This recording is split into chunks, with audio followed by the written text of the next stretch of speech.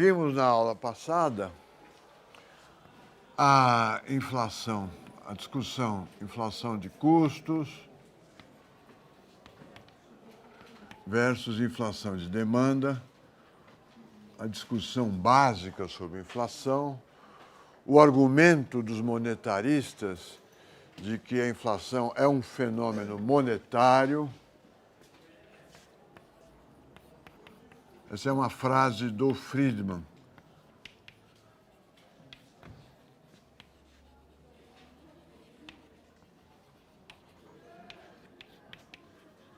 Não há dúvida que a inflação é um fenômeno monetário. O que os outros não concordam é que a causa seja monetária, né? Ela é um fenômeno monetário, a desvalorização da moeda. Os preços são cada vez mais altos quando expressos em moeda nacional. Mas não se segue daí, como o Friedman gostaria, que a causa da inflação é monetária. E o argumento dos monetaristas é que se os custos podem pressionar a inflação, é porque a política monetária é fraca, procurando a melhor palavra, ela é compassiva. Ela permite que as pressões de custos sejam transmitidas ou realizadas, porque ela não impede que essas pressões de custo virem inflação. Então, para eles, continua sendo um fenômeno monetário. Vimos a discussão entre estruturalistas latino-americanos, né, e monetaristas. Uma discussão que marcou a história do pensamento econômico brasileiro nos 50, 60 anos de alta inflação pelos quais o Brasil passou. E hoje nós vamos estudar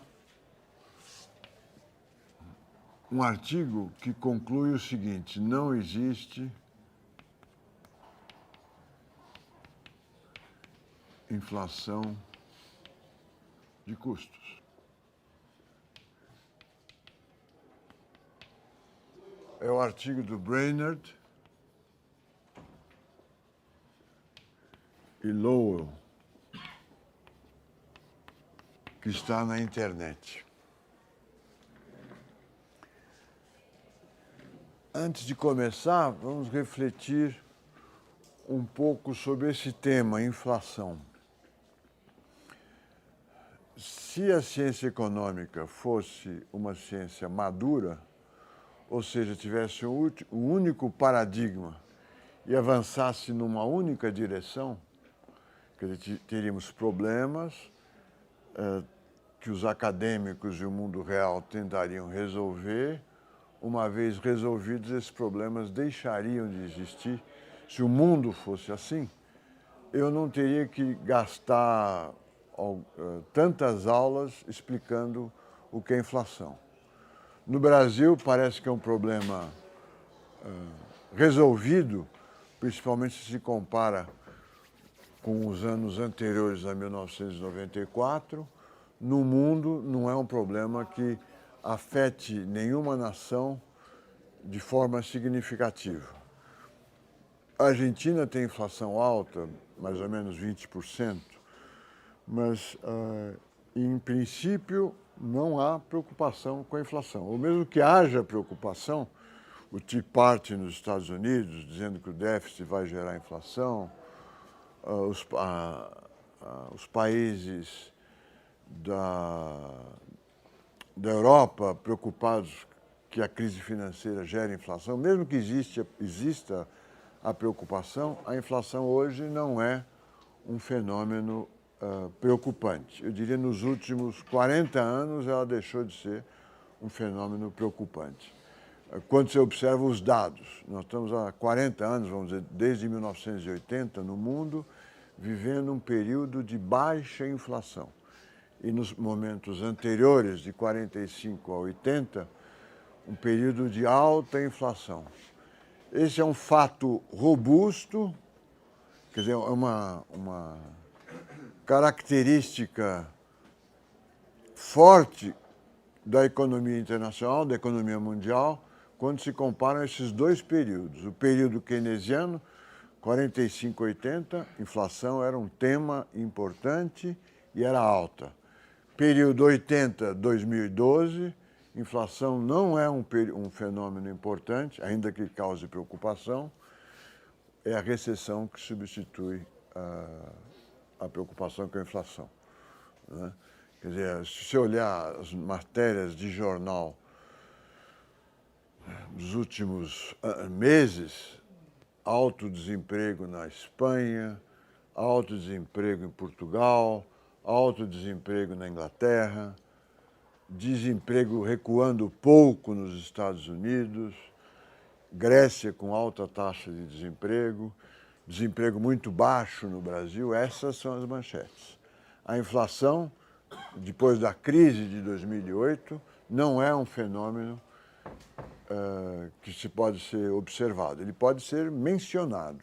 O medo dos americanos ou das autoridades americanas que o déficit público gerado pela crise financeira gera inflação é um medo, sem dúvida, é um receio, mas os Estados Unidos não sofrem uma elevação da taxa de inflação.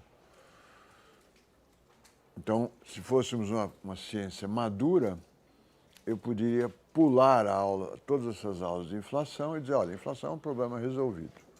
E daríamos uma aula sobre recessão, né? E por que há essa diferença nesses dois períodos? Esse é um tema bruto, uma evidência forte que nós precisaríamos teorizar a respeito dela. Na aula de hoje, como ela não é uma ciência madura, eu vou rever as discussões do período de alta inflação e vou apresentar esse texto que esclarece muito sobre a natureza do fenômeno inflacionário. O título do artigo é Algumas proposições simples sobre inflação de custo. Mas o resultado final é o título dessa aula. Não existe inflação de custo.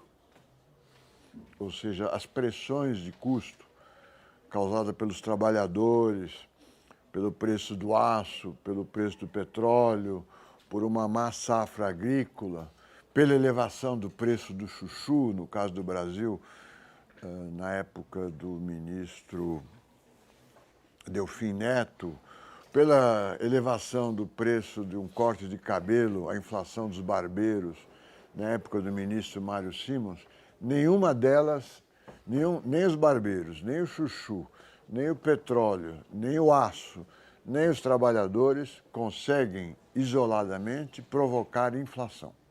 Essa é a tese deste artigo. É uma tese que, como eu disse, esclarece como é que seria o fenômeno inflacionário, ou apresenta uma nova visão da natureza do fenômeno inflacionário. Esse artigo foi escrito mais ou menos nos anos 70 e se refere a um momento da economia americana onde a inflação era muito alta, no governo Kennedy, portanto, auge do período keynesiano. O assessor principal do Kennedy, do John Kennedy, o que foi assassinado em Dallas, é o professor Tobin, daquele artigo que nós estudamos anteriormente, quer dizer, um período keynesiano ou neoclássico. A inflação era muito alta, houve um congelamento de preços, ou um sistema de controle de preços determinado pelo governo Kennedy, e a United States Steel desobedece a regra e aumenta os preços do aço em 5%. Vejam como são tempos diferentes, né? No coração da economia de uma sociedade onde o mercado é muito importante, a liberdade individual é muito importante, neste país, os Estados Unidos, lá pelos anos 60, estabelecem um regime de controle de preços. Como o Brasil fez durante muito tempo, de 1964 a 1994, por 30 anos nós tivemos regimes de controle de preços. Nesse período, o governo estabelece que os preços devem ser congelados e aí o US Steel, na época a maior produtora de aço do mundo, aumenta os preços de 5%. Há uma dupla crise. Uma crise do ponto de vista econômico, porque todos se perguntavam qual seria o impacto da elevação de um preço de uma matéria-prima tão importante como o aço sobre a taxa de inflação americana. O aço é usado em quase todas, em muitas das atividades, muitos produtos produzidos numa economia moderna. O aço está no carro, na linha branca, na geladeira, na televisão, na construção civil, nos aparelhos eletrônicos, em todo lugar está o aço. Então, imagina-se que a elevação do preço do aço, como mais tarde ocorreria com o preço do petróleo, a elevação do preço do petróleo, geraria um impacto inflacionário muito grande. A graça do artigo, ou a coisa interessante do artigo, é que ele mostra que a elevação do preço do aço é irrelevante. É irrelevante mesmo quando se considera que o aço é usado em todos os produtos da economia, né? Em transporte, locomotiva, automóvel, em tudo. E ele mostra de uma forma original, simplificada. E é isso que nós vamos mostrar hoje. E a conclusão dele é essa aí. Não existe inflação de custo. O aumento do preço do aço em 5% não é responsável por inflação. Não pode ser responsabilizado pela inflação. O aumento do preço do petróleo também não pode ser responsabilizado pela inflação que afetou o mundo inteiro a partir de 74. O preço do aço foi multiplicado por 4, depois outra vez multiplicado por um número grande em 79. A inflação do Brasil, que vinha declinando, por exemplo, passa de 20% para 40% depois de 74. Né? E a acusação é feita sobre o preço do petróleo. É o preço do petróleo que causou a inflação. Esse artigo mostra que não é o preço do petróleo. E é isso que nós vamos mostrar.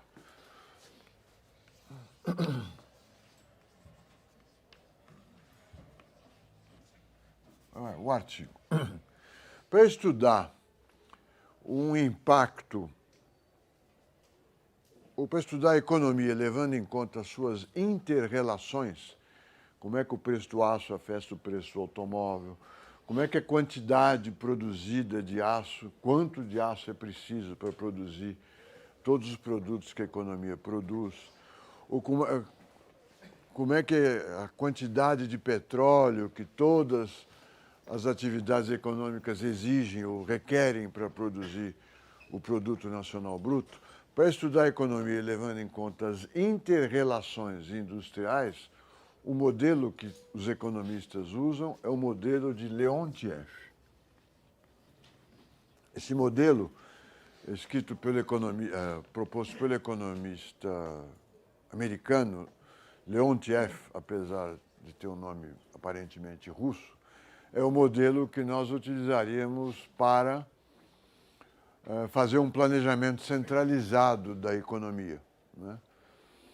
Mas ele serve também para a gente estudar como funcionam as economias quando a gente quer as inter-relações. As inter-relações, para produzir pão, eu preciso de farinha, para produzir farinha, eu preciso de trigo, para produzir trigo, eu preciso de mão de obra e de terra. Essas inter-relações, uma boa forma, uma forma simplificada de estudá-las é através da matriz Leontiev. Quais são as hipóteses dessa matriz Leontiev? A produção bruta, vamos supor que uma economia com 2 produtos. Isso é um expediente didático.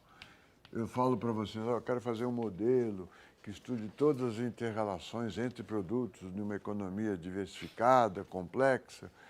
Esse modelo estuda uma coisa complicada, né? Como é que os produtos, os mercados de produtos intermediários se relacionam. Apesar de eu dizer que eu quero um modelo para estudar uma coisa complicada, eu começo supondo que tem 2 produtos só, que é um caso simples, mas essa simplificação é uma simplificação apenas didática. O que eu vou falar para 2 produtos pode ser falado para N produtos. Então, vamos supor que uma economia com 2 produtos, o produto X1 e o produto X2. Essa é a produção bruta. Bruta quer dizer, não é a produção disponível para consumo final ou investimento. Ela é a produção de todo o trigo que é produzido e que é usado para produzir pão, para ir para estoque, tá certo? É uma parte utilizada para semente que vai produzir o trigo do ano que vem, é a produção bruta. Aqui, se fosse aço X1, é o aço que é utilizado no automóvel, nos produtos finais da economia, mas também é o aço que é utilizado para produzir uma ferramenta que produz automóvel, um torno que produz automóvel, um caminhão que transporta automóvel. Tá certo? Leve em conta a produção intermediária, por isso que é a produção bruta de X1. A produção bruta de X1 é apresentada como a soma de X1, que é utilizada na produção de 1 mesmo, mais de X1, que é utilizado na produção de X2, mais o consumo final de X1, que é Y1, consumo ou investimento. Este aqui é o produto líquido da produção de X1. Se fosse aquele exemplo tradicional de contabilidade nacional, pão, farinha e trigo, aqui é o total do trigo. Aqui é o trigo que é usado para plantar mais trigo no ano que vem. Aqui é o trigo que é usado para produzir farinha. E aqui é o pão. No produto nacional só aparece o pão. Tá certo? Lembram disso? Evitamos dupla contagem. Aqui está a dupla contagem. A mesma coisa com X2.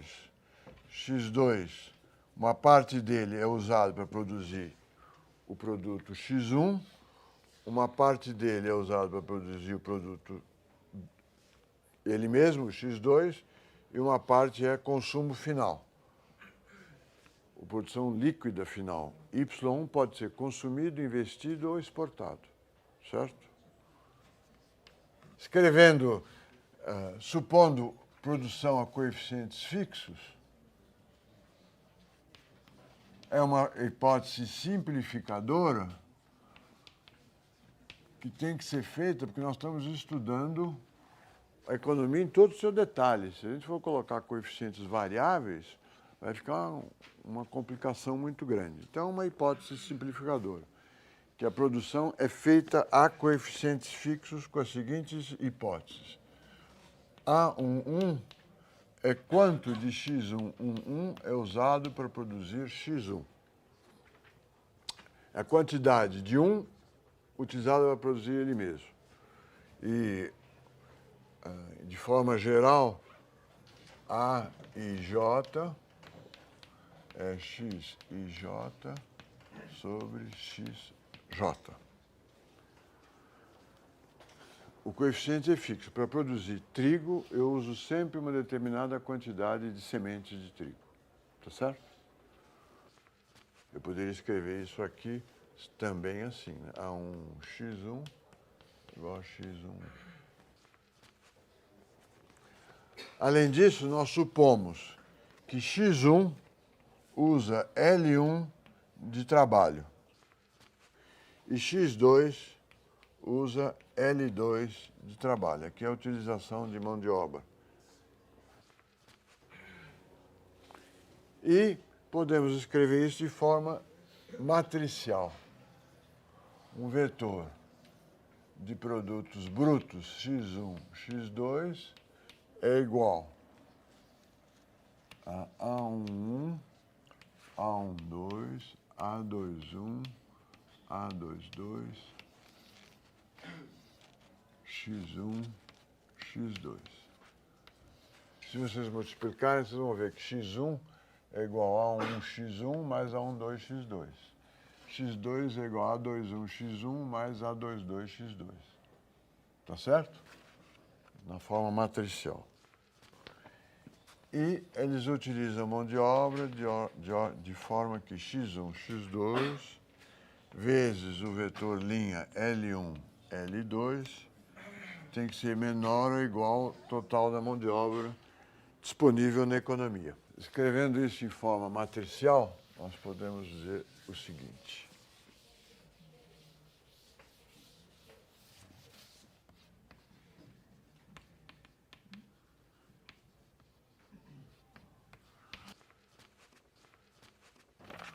O vetor de produções brutas de todos os produtos da economia, ele pode ser escrito assim, AX mais Y, aqui eu esqueci do Y. Isso aqui é a produção bruta mais Y1, Y2. Então, X é igual a X mais Y, que é exatamente o que está escrito aqui, substituindo o X11 pelo A1x1 e apresentando de forma matricial. E XL, que é o vetor coluna vezes o vetor linha, é igual ao total da mão de obra da economia, que é um número constante. Disso daqui, que eu vou chamar 1, deriva 2. Eu resolvo que x é igual a y, 1 menos a menos 1. Para saber quanto de aço, de trigo, de metros de tecido, de número de caminhões e de todos os produtos da economia que eu preciso produzir, eu multiplico o vetor de demanda final, quanto eu quero consumir de automóvel, de carro, de metros de tecido e assim por diante, pela matriz invertida. Essa aqui é chamada matriz Leontief. O que eu fiz aqui? Eu pulei, ó. Eu passei, é melhor fazer, de 1, eu faço x, 1 menos a, é igual a y, aí eu multiplico 1 menos a pelo inverso dela, chegamos a y, 1 menos a, menos 1, que é a expressão 2. Certo? Eu estou derivando, eu estou mostrando o resultado em passos. Agora, nós estamos interessados em preços. Aqui são quantidades. O objetivo do artigo, que está mencionado na lista de leitura, é evitar o uso da matriz Leontief. Por quê? Porque a matriz é uma baita matriz, 70 por 70, né? Dependendo do número do nível de desagregação que você quer.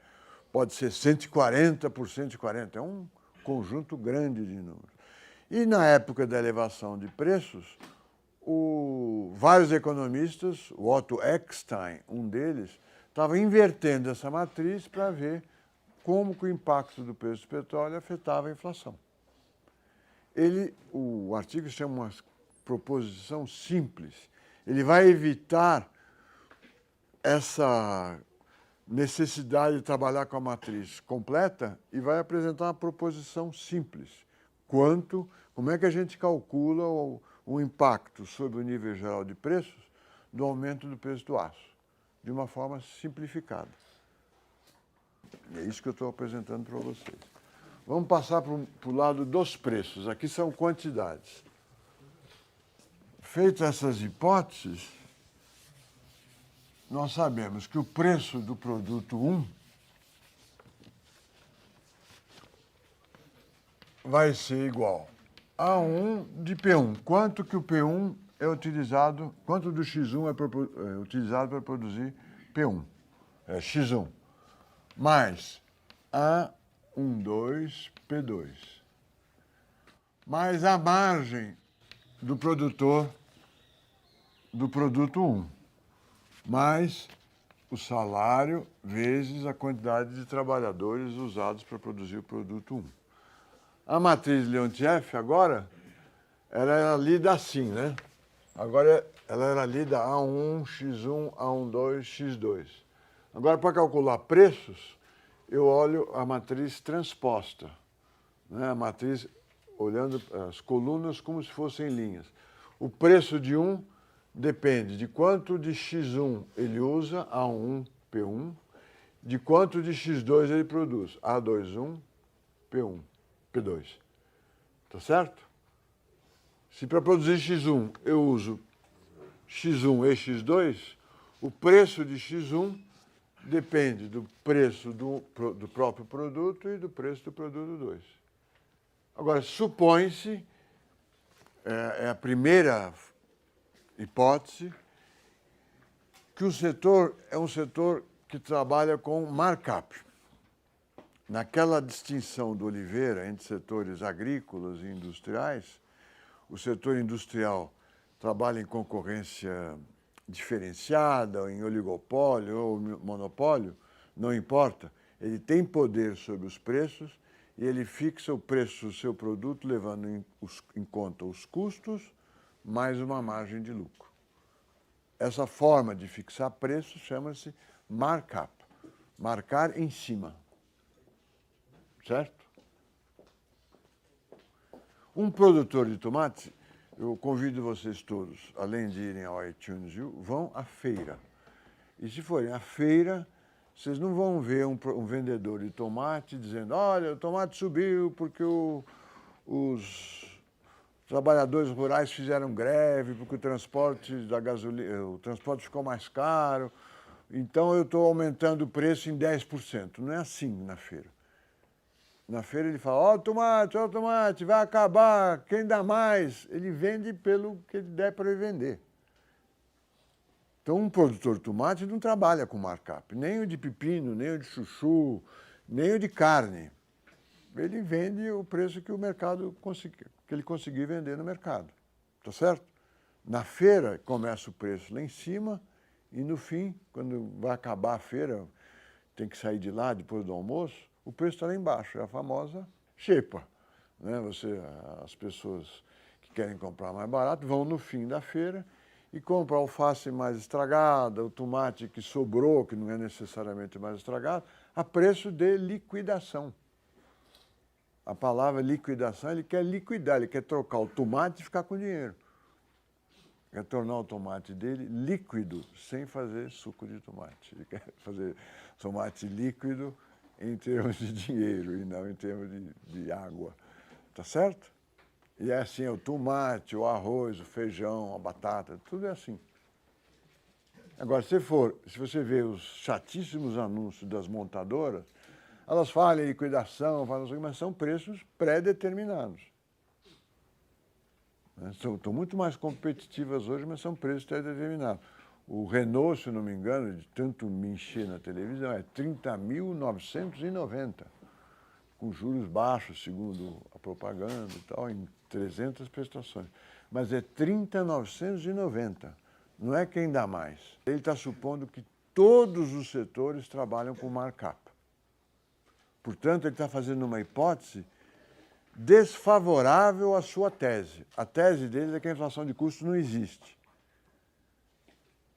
Tá certo? Na agricultura não existe mesmo. Então ele está supondo que não tem na economia nenhum setor price taker, tomador de preço. Todos os setores são oligopolistas ou concorrência altamente diferenciada e trabalha com markup. Se ele tiver certo nesse caso, ele sem dúvida está certo no caso da economia real, onde existem boias frias, agricultura, trabalhador não qualificado, produtos homogêneos, onde a competição não permite que o preço seja fixado com um markup. Tá certo? Para simplificar, a primeira hipótese dele é todo mundo é oligopolista.